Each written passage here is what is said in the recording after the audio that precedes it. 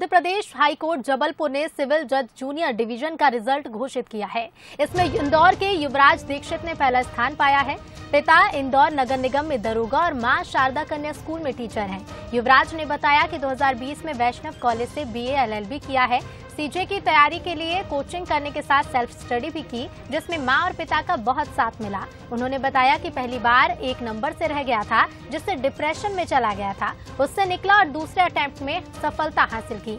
युवराज ने 450 अंक में से 304 अंक प्राप्त किए और पहली रैंक हासिल की है। युवराज दीक्षित से बातचीत की हमारे सहयोगी पीयूष पारे ने।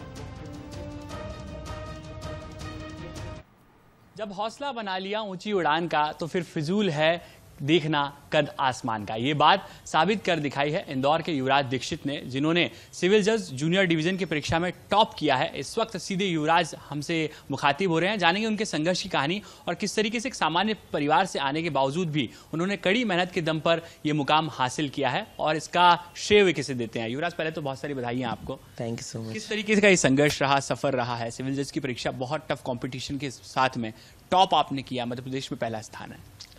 जी, संघर्ष की अगर मैं बात करूं तो मेरे माता पिता का जो संघर्ष रहा है वो सबसे बड़ा रहा है।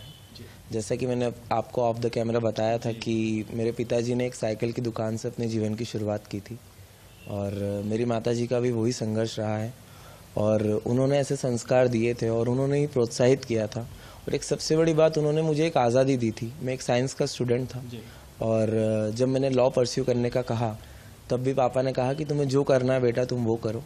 जब मैं एग्ज़ाम देने की मैंने पापा से सबसे पहले अपनी इच्छा रखी पापा के सामने, तब भी उन्होंने कहा कि तुम्हें जो करना है तुम कर सकते हो बेटा और हम तुम्हारे साथ हैं।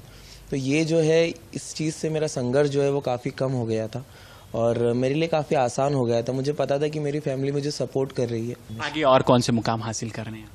जी, मेरी सबसे पहला तो प्रयास रहेगा कि जो इतना बड़ा अवसर मुझे ईश्वर ने दिया है मैं उसको पूरी जो है अपने कैपेबिलिटी के साथ जो है निभा सकूं, अच्छे से अच्छा कार्य कर सकूं, जो निम्न वर्ग के लोग हैं, जो गरीब हैं, उन्हें न्याय दे सकूं और यही मेरा सबसे पहला प्रयास रहेगा। आगे की जो जर्नी है वो तो ईश्वर ही जानता है कि कहाँ मुझे लेकर जाएगी, लेकिन मेरा प्रयास रहेगा कि मैं न्यायाधीश की उस कुर्सी को जो है पूरा सम्मान दूं और मैं कुर्सी पर बैठूं, कुर्सी मुझ पर ना बैठे। ऐसा कहा जाता है कि सफलता के पीछे माँ का भी हाथ होता है। किस तरीके से आपका सपोर्ट रहा है इस पूरी जर्नी के दौरान?